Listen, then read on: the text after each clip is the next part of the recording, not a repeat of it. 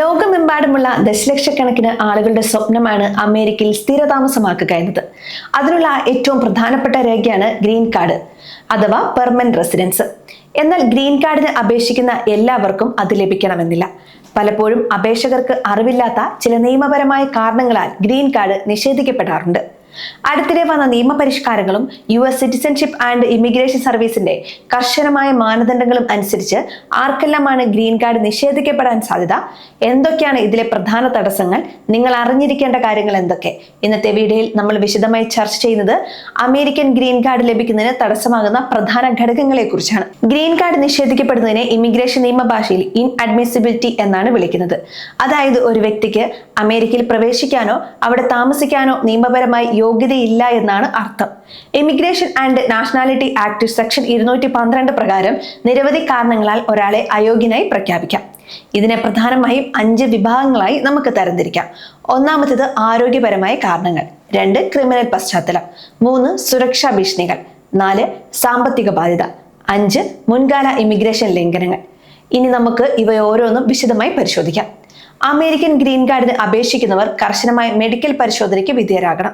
പൊതുജനാരോഗ്യത്തിന് ഭീഷണിയാകുന്ന രോഗങ്ങളുള്ളവർക്ക് green card നിഷേധിക്കപ്പെടാം.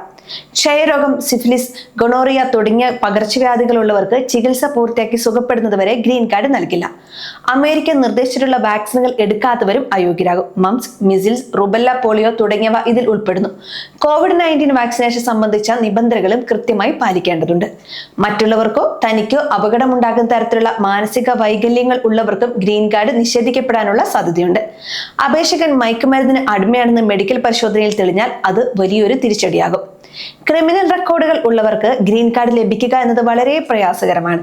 ധാർമ്മികതയ്ക്ക് നിരക്കാത്ത കുറ്റകൃത്യങ്ങളിൽ ഏർപ്പെടുന്നത് ഗ്രീൻ കാർഡ് നിഷേധിക്കാൻ പ്രധാന കാരണമാണ്. മോഷണം, വഞ്ചന, ബോധപൂർവമുള്ള ശാരീരിക ഉപദ്രവം എന്നിവയൊക്കെ ഇതിൽ വരാം.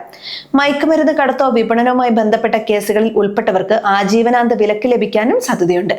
5 വർഷത്തിൽ കൂടുതൽ ജയിൽ ശിക്ഷ ലഭിച്ച ഒന്നിലധികം കുറ്റകൃത്യങ്ങൾ ചെയ്തവർക്കും ഗ്രീൻ കാർഡ് ലഭിക്കില്ല. അതുപോലെ അമേരിക്കയുടെ ദേശീയ സുരക്ഷയ്ക്ക് ഭീഷണിയാണെന്ന് കരുതുന്ന ആളുകൾക്കും ഗ്രീൻ കാർഡ് നൽകില്ല. ഏതെങ്കിലും ഭീകര സംഘടനകളിൽ അംഗമാവുകയോ അവരെ സഹായിക്കുകയോ ചെയ്യുന്നത് ഗുരുതരമായ അയോഗ്യതയാണ്. രാജ്യത്തിനെതിരെയുള്ള ചാരപ്രവൃത്തിയിലോ അട്ടിമറി പ്രവർത്തനങ്ങളിലോ ഏർപ്പെടുന്നവർ, കമ്മ്യൂണിസ്റ്റ് പാർട്ടിയിലോ മറ്റേതെങ്കിലും ഏകാധിപത്യ പാർട്ടികളിലോ അംഗമായിട്ടുള്ളവർക്കും ചില നിയന്ത്രണങ്ങളുണ്ട്. എന്നാൽ ഇത് സാഹചര്യത്തിനനുസരിച്ച് മാറാം. മനുഷ്യാവകാശ ലംഘനങ്ങൾ നടത്തിയവർക്ക് ഗ്രീൻ കാർഡ് ലഭിക്കില്ല. ഗ്രീൻ കാർഡ് അപേക്ഷകളിൽ ഏറ്റവും കൂടുതൽ ചർച്ച ചെയ്യപ്പെടുന്ന ഒന്നാണ് പബ്ലിക് ചാർജ് നിയമം. അതായത് അപേക്ഷകൻ അമേരിക്കയിൽ എത്തിയ ശേഷം ജീവിത ചെലവിനായി പൂർണ്ണമായും സർക്കാർ ആനുകൂല്യങ്ങളെ ആശ്രയിക്കാൻ സാധ്യതയുണ്ടോ എന്ന് USCCI പരിശോധിക്കും. അപേക്ഷകന്റെ പ്രായം, ആരോഗ്യം, കുടുംബ സാഹചര്യം, ആസ്തികൾ, വിദ്യാഭ്യാസം, ജോലി പരിചയം എന്നിവ വിലയിരുത്തപ്പെടും.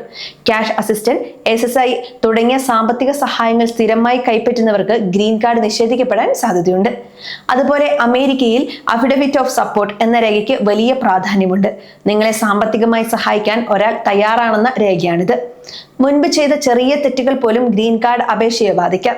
വിസ കാലാവധി കഴിഞ്ഞിട്ടും അമേരിക്കയിൽ താമസിച്ചവർക്ക് 3 മുതൽ 10 വർഷം വരെ വിലക്ക് ലഭിക്കാം. വിസയ്ക്കോ മറ്റു ആനുകൂല്യങ്ങൾക്കു വേണ്ടി തെറ്റായ വിവരങ്ങൾ നൽകുകയോ വ്യാജരേഖകൾ ചമയ്ക്കുകയോ ചെയ്യുന്നത് ഗ്രീൻ കാർഡ് നിഷേധിക്കപ്പെടാൻ കാരണമാകും. മുൻപ് അമേരിക്കയിൽ നിന്ന് നാടുകടത്തപ്പെട്ടവർ നിശ്ചിത കാലയളവിനുള്ളിൽ വീണ്ടും അപേക്ഷിച്ചാൽ അത് സ്വീകരിക്കപ്പെടില്ല. ടൂറിസ്റ്റ് വിസയിൽ വന്ന് ജോലി ചെയ്യുകയോ അല്ലെങ്കിൽ മനഃപൂർവ്വം നിയമങ്ങൾ ലംഘിക്കുകയോ ചെയ്യുന്നതും പ്രശ്നമാണ്. 2026 പ്രാബല്യത്തിൽ വരുന്ന പുതിയ ചില പ്രസിഡൻഷ്യൽ പ്രൊക്ലമേഷനുകൾ പ്രകാരം ചില രാജ്യങ്ങളിൽ നിന്നുള്ളവർക്ക് വിസ നിരോധനമോ കർശനമായ നിയന്ത്രണങ്ങളോ ഏർപ്പെടുത്തിയിട്ടുണ്ട്. ദേശീയ സുരക്ഷ മുൻനിർത്തിയാണ് ഇത്തരം നടപടികൾ സ്വീകരിക്കുന്നതെന്നാണ് ട്രംപ് അനുകൂലികൾ പറയുന്നത്. ആഫ്രിക്കൻ, ഏഷ്യൻ മേഖലയിലെ ചില രാജ്യങ്ങൾ ഇതിൽ ഉൾപ്പെടുന്നുണ്ടെന്ന് റിപ്പോർട്ടുകൾ സൂചിപ്പിക്കുന്നു. അതിനാൽ നിങ്ങളുടെ രാജ്യം ഈ ലിസ്റ്റിലുണ്ടോ എന്ന് പരിശോധിക്കുന്നത് പ്രധാനമാണ്. ചില സാഹചര്യങ്ങളിൽ വെയ്വർ അഥവാ ഇളവുകൾക്കായി അപേക്ഷിക്കാം. ഉദാഹരണത്തിന് ഗ്രീൻ കാർഡ് ലഭിച്ചില്ലെങ്കിൽ അത് അമേരിക്കൻ പൗരനായ നിങ്ങളുടെ പങ്കാളിക്കോ കുട്ടികൾക്കോ വലിയ പ്രയാസമുണ്ടാകുമെന്ന് തെളിയിച്ചാൽ ചില ഇളവുകൾ ലഭിച്ചേക്കാം. എന്നാൽ ഇത് തികച്ചും സങ്കീർണമായ ഒരു പ്രക്രിയയാണ്. ഇതിനായി ഒരു നല്ല ഇമിഗ്രേഷൻ വക്കീലിന്റെ സഹായം തേടുന്നത് ഉചിതമായിരിക്കും.